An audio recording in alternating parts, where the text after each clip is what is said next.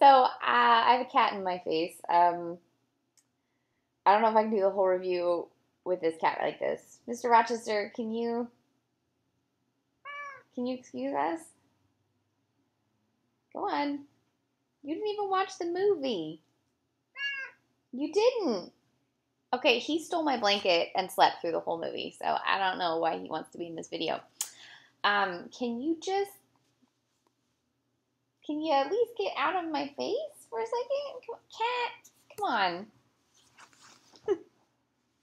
He's been asleep, so he's missed me. Okay, anyways, it's a good intro, huh? It took like a minute, Mr. Rochester, and you're still in front of my face. Come on. Okay, life with cats. So tonight I watched. Tonight I watched Anne Émond. Émond. I can't. I'm terrible. I speak French. I have a degree in French, and yet I am the worst. I get nervous. Anne Émond's Nuit #1. Nuit première, I guess. But it's number, so it's like the numbers, hashtag number sign. One, whatever. Okay. It's French Canadian.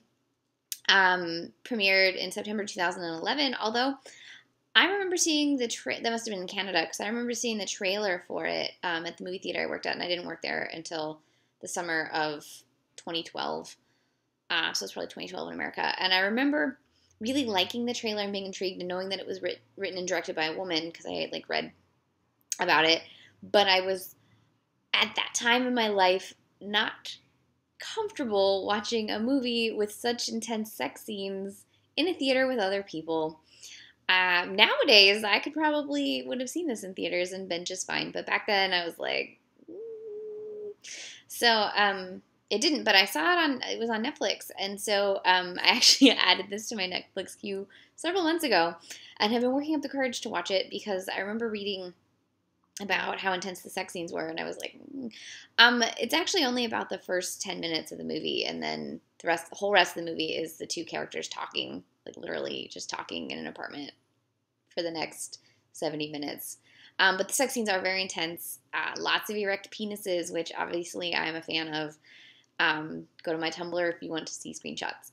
Also, really great cunnilingus, and then at one point, like, they have straight up sex, and then he's like, "Did you come?" And she's like, "No, but it's okay." And he's like, "No, it's not." And then he like gives her a hand job till she either fakes an orgasm or has one. I can't really tell. He probably can't tell either, but at least made him feel better. It was good. It was good. I made a screenshot of that like exchange, and Tumblr like went nuts with it. So, sex positivity. So the sex scenes are pretty good. And then the whole rest of the movie is just these two, like, total asshole people who are miserable human beings and hate their lives, talking about how they hate their lives. And in an interesting way. Like, I didn't ever want... I mean, there were a couple moments with the guy where I was like, ugh, walk away from this asshole. But then you get these moments with the woman where you realize, wow, they're basically the same person. And they're the kind of, like, asshole people where you understand where they're coming from, but at the same time, you're like, maybe you need a cat. That's how I stave off loneliness. Mr. Rochester is a really great companion. I have a much sunnier disposition than I make myself seem. I actually quite like life. What was I going to say? So, if you don't like movies with, like, depressed people discussing like existential crises and stuff, you skip it. If you do like that kind of stuff and like interesting conversations, you'll probably like this film. If you just want it for the sex, like, watch the first 10 minutes and then you're done. She was, I think, 30 when she made this film, Anne Émond. 29, probably 28, 29 when she filmed it, which means she's my age now, which makes me feel like I'm not doing anything with my life. But I'm making YouTube videos, so, I'm doing something. I liked both of the actors in this. It was Catherine, as I cough, sorry, Catherine de Leon and Dimitri Doroje. He was like I can't remember which country they said he was from, living in Canada. And I don't know, it was interesting. Almost feels like it could have been a play, but then you wouldn't have gotten like as great the sex scenes staged unless people actually have sex on screen, which I mean on stage, but did they do that? Is that a thing? Probably somewhere. Not where I come from. I come from a cow town.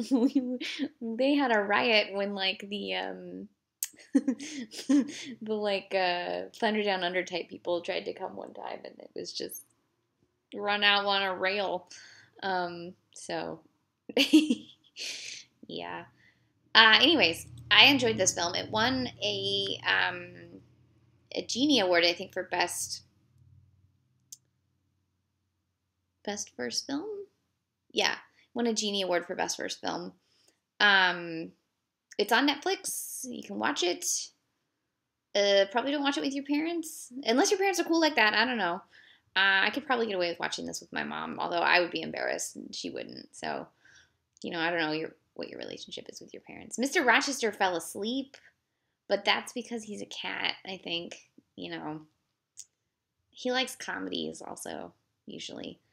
That's his cat preference as a cat cineast.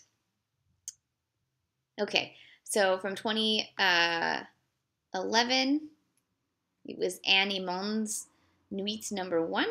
It's available on Netflix, and I quite enjoyed it.